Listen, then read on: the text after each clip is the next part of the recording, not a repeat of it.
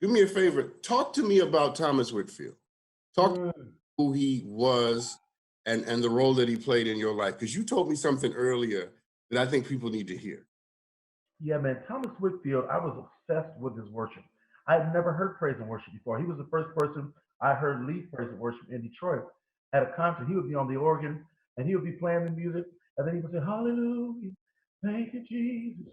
Everybody lift your hands and bless the name of the Lord. And people were looking like they were ready for the concert to start, but he would be ushering in the presence of the Lord. And I said, Oh, I want to do that. And so the Lord allowed me to be close to him, and he invited me to come and be a part of a small group that traveled. And I was a student of his.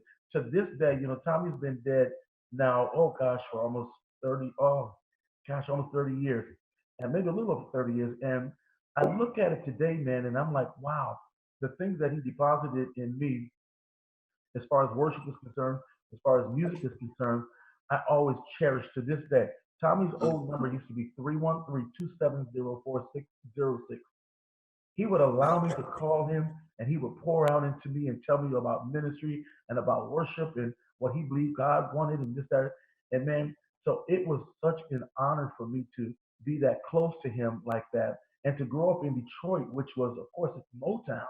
But the gospel, you're talking about the Clark sisters, they're coming out on tomorrow with their Lifetime movie. This is major.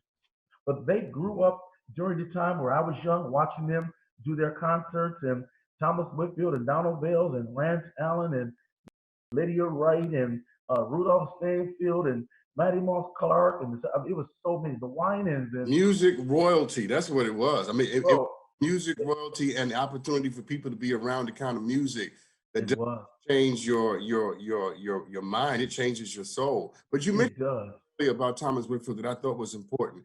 And you Hmm. said that you Absolutely. mourned his death for a year. Yeah, man. I mourned it for a year because everything I breathed. One time, Tommy came to my concert at the church where I directed the youth choir, and out of the 10 songs, 9 of the songs were Thomas Whitfield's songs. And so Tommy said to me after that, he said, Bro, I know you love me, man. He said, I can't believe that you taught them 9 of my songs. But I was like, But you don't understand what you have deposited into me. I've got to be able to do that for somebody else, which is why I've been able to do that on my records, and, uh, uh, encouraging young people and giving them opportunity and platform to sing on the records with me that really has catapulted them into a whole other place of understanding that God doesn't bless us just to be like this. Because as long as our hand is open, we can receive and we can give. And that's one thing that I've tried to do in the season that God has allowed me to be a recording artist.